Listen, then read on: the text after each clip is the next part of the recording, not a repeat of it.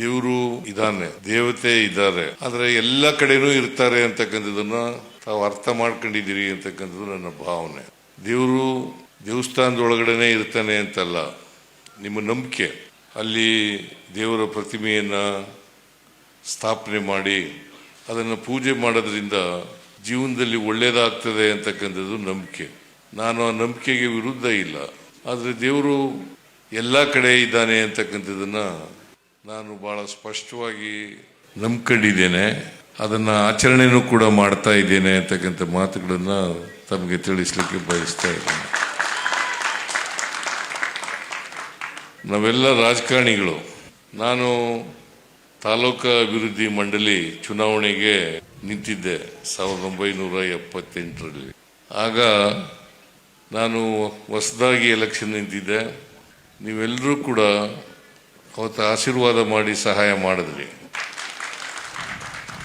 ಹಾಗಾಗಿ taluka board member ಆದೆ. ಅದರ ಮುಂದಿನ ವಿಧಾನಸಭಾ ಚುನಾವಣೆಯಲ್ಲಿ ಚಾಮುಂಡೇಶ್ವರಿ ಕ್ಷೇತ್ರದಿಂದ ಸ್ಪರ್ಧೆ ಮಾಡಿದೆ. ಆಗ್ಲೂ 83ರಲ್ಲಿ ನೀವೆಲ್ಲರೂ ಕೂಡ ಸಹಾಯ ಮಾಡಿದ್ರಿ.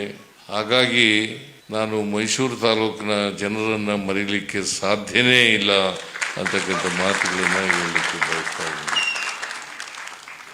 ಇವತ್ತು ಮೈಸೂರು ತಾಲೂಕಿನ ಜನರು ಆಶೀರ್ವಾದ ಮಾಡೋದ್ರಿಂದ, ನನ್ನನ್ನು ಶಾಸಕನನ್ನಾಗಿ ಮಾಡೋದ್ರಿಂದ ನಾನು ಇಲ್ಲಿವರೆಗೆ 8 ಚುನಾವಣೆಗಳಲ್ಲಿ ಗೆದ್ದಿದ್ದೇನೆ. 8 ಚುನಾವಣೆಗಳಲ್ಲಿ ಗೆದ್ದಿದ್ದೇನೆ. ಇವತ್ತು ನೀವು 8 ಚುನಾವಣೆಗಳಲ್ಲಿ ಗೆಲ್ಲಿಸಿದ್ರಿಂದ ಈ ರಾಜ್ಯದ ಮುಖ್ಯಮಂತ್ರಿ ಆಗಲಿಕ್ಕೆ ಸಾಧ್ಯ ಆಯಿತು.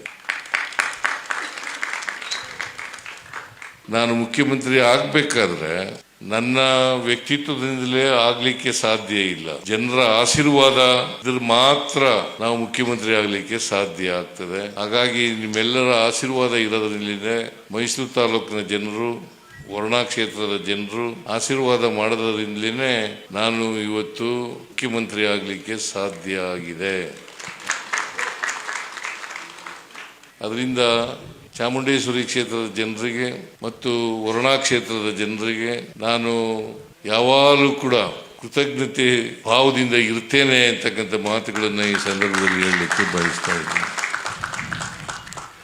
ಅದರಲ್ಲೂ ವಿಶೇಷವಾಗಿ ಪಿಲ್ಲಳ್ಳಿ ಜನ ನನ್ನನ್ನು ಯಾವತ್ತೂ ಕೈ ಬಿಟ್ಟಿಲ್ಲ.